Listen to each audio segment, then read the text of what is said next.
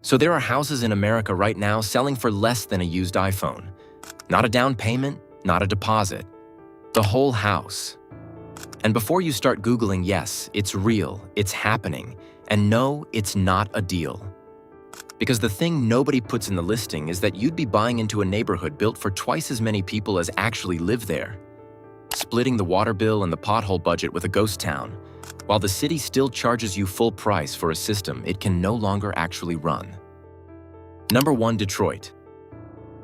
Picture 40 square miles of empty land sitting inside a major American city. Right now, not farmland, not a park, but actual city blocks where houses used to be, now just grass and the occasional crumbling foundation.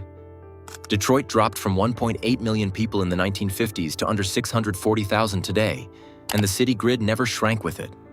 So you've still got water mains, streetlights, and fire stations running across a footprint built for 3 times the people actually paying taxes into it, which costs roughly $1,400 more per resident every year just to keep the lights on across all that dead space.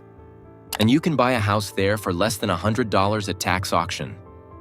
People do it constantly, thinking they've cracked the code, but what they've actually bought into is a per capita debt trap, where the neighborhood around them has dropped so far below the density the city needs to justify services that the bus route got cut, the pipes don't get fixed, and the 3 occupied houses on a block of 20 are splitting a water bill designed for a full street. Number 2, Cleveland. Cleveland in the 1950s packed 900,000 people onto one of the busiest industrial waterfronts in the country. Today, it's at 360,000, and entire zip codes on the east side carry vacancy rates above 25%. That's not decline.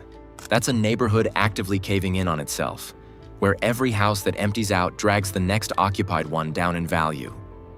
But what makes Cleveland's version of this uglier than most is that the vacancy isn't spread evenly.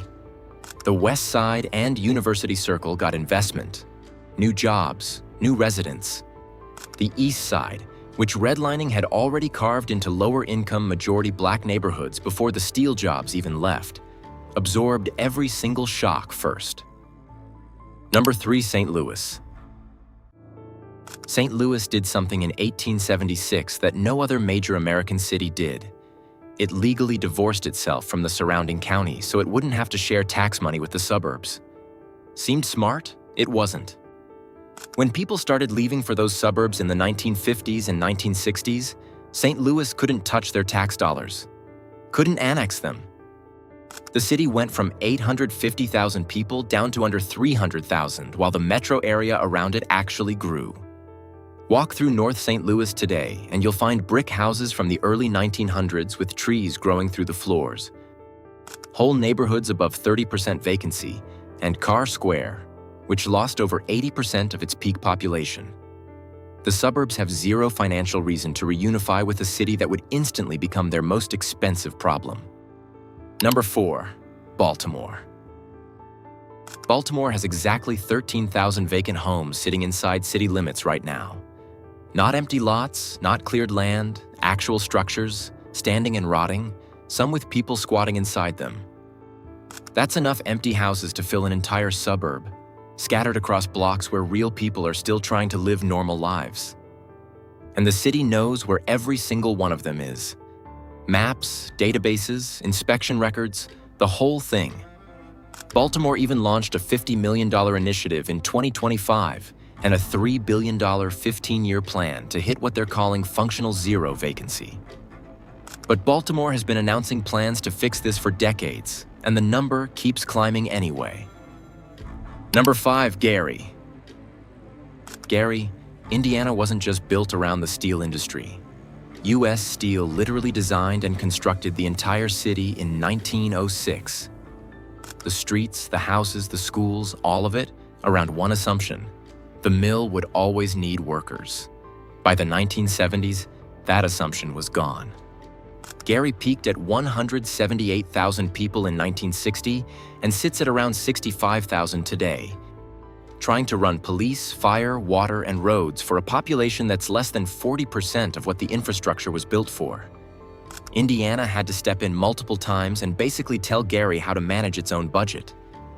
A lakefront casino opened and generates some revenue, but the vacant blocks are still vacant, and the remaining residents are still paying for a city built for 3 times as many people.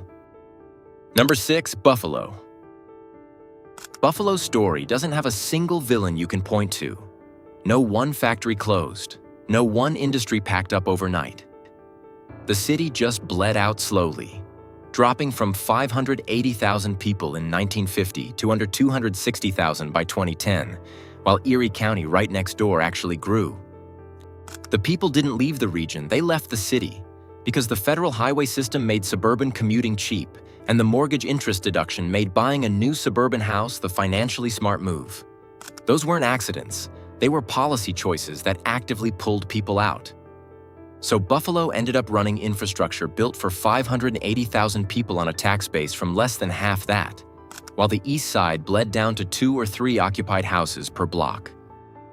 Number 7, Youngstown. Every other city on this list fought the decline. Youngstown just accepted it, and that decision alone made it the weirdest urban planning story in America. September 19, 1977 is the date locals call Black Monday. The day Youngstown Sheet and Tube shut down its Campbell Works plant and erased 5,000 jobs before lunch. More closures followed, and the region lost 50,000 manufacturing jobs inside a decade. One local writer described it as a tidal wave, where friends and families just vanished, leaving bright spots among the ruins. So in 2005, Youngstown did something no American city had done before. It published an official plan built around getting smaller on purpose, converting vacant lots to parks and green space instead of pretending the population was coming back.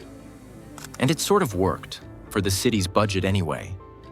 For the elderly residents left behind in the written-off neighborhoods, it felt exactly like what it was. The city officially stopping pretending it cared about their block. Number 8, Flint. Most people think the Flint water crisis was just corruption. It wasn't. It was a city so broke from 50 years of population loss that the state took over its budget and handed control to someone whose only job was to cut costs fast.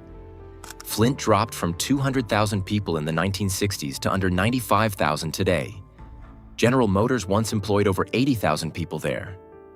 By 2010, that number was in the hundreds.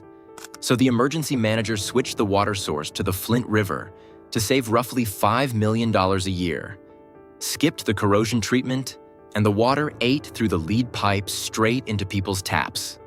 The pipes weren't the problem. The water chemistry was. Number 9, Camden. In 2013, Camden, New Jersey fired its entire police force. Not restructured it, not reformed it, actually dissolved over 260 officers because the city couldn't cover payroll. That's not a policy debate, that's a city running on fumes. And Camden sits right across the river from Philadelphia, one of the busiest economic corridors in the country. You'd think some of that would spill over. It didn't. The industrial base left, the port dried up, and the middle class followed, leaving poverty rates above 35% and abandonment rates above 20% in large sections of the city. The waterfront got some investment. The neighborhoods a mile inland are still doing math that doesn't add up. Number 10, New Orleans. August 29, 2005 is the date everyone points to, but New Orleans was already shrinking before Katrina touched land. Manufacturing jobs had been leaving since the 1960s. Port automation had gutted the longshoreman work that kept working-class neighborhoods alive. And the lower 9th Ward was economically hollowed out long before the levees broke. The storm just finished the job faster. Population dropped from 485,000 to under 240,000 basically overnight. And 400,000 displaced residents had to decide whether coming back was even worth it. A lot of them decided it wasn't. The city recovered to around 370,000, but the French Quarter got brunch spots while the low-lying, majority black neighborhoods got vacancy and 0 grocery stores.